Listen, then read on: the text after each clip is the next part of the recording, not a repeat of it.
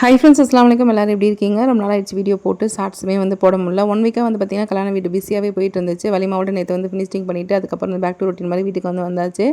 இந்த வீடியோ கடைசியில் ஒரு விஷயம் நான் சொல்கிறேங்க. இறைவன் யார் யாருக்கு என்னென்ன நாடுறானோ அது மட்டும் தான் கிடைக்கும் அப்படிங்கிறது பார்த்தீங்கன்னா விதியில் எழுதப்பட்டது தான். அதே மாதிரி தாங்க நடந்துச்சு. என் பையன் ஒரு பார்சல் போட சொல்லியிருந்தான். அது போகிறதுக்காக போயிருந்தோம். கடை சாத்தியிருந்தாங்க. ஒரு 1/2 மணி நேரத்தில் கடை திறந்துருவோம் அப்படின்னாங்க. அதுக்குள்ளே சந்தைக்கு போயிட்டு வந்துடலாம் அப்படின்ட்டு பக்கத்துலேயே சந்தை இருந்தனால காய்கறி எல்லாமே வாங்கிட்டு திரும்பவும் பார்த்திங்கன்னா கடை திறந்துருந்துச்சு. பார்சல் போட்டு பெட்ரோல் போடுறதுக்காக பார்த்திங்கன்னா பெட்ரோல் பேங்க்குக்கு நின்றுட்டு இருந்தோம். எப்பயுமே நான் வீடியோ எடுத்துகிட்டு இருப்பேன். நல்லாயிருக்கும் அந்த இடத்துல அப்படி வெளிச்சம்லாம் பார்த்துட்டு இருக்கிறதுக்கு அப்படி சொல்லிட்டு செடி வீடியோ எடுத்துருக்கோம். பக்கத்தில் பார்த்திங்கன்னா ஒரு பூரா போயிட்டு இருந்துச்சு. மைனா பார்த்திங்கன்னா அதுக்கு ரொம்ப பசி போல் அந்த பூரானை கடிக்கிறதுக்காக அதுவுமே எவ்வளோ முயற்சி பண்ணுது. அதேமாதிரி பூரானும் அந்த மைனா கிட்டேருந்து தப்பிக்கிறதுக்கு எவ்வளோ முயற்சி பண்ணிட்டு இருந்துச்சு. இன்றைக்கி விதியில் பூரானோட விதி முடிஞ்சிடணும், மைனாக்கு உணவு கிடைக்கணும் அப்படின்னு தான் ஆண்டவன் எழுதியிருக்கான் போலங்க. அதே மாதிரி அந்த மைனா கடைசியாக அது சாப்பாடுக்கு எடுத்துகிட்டு போயிடுச்சு.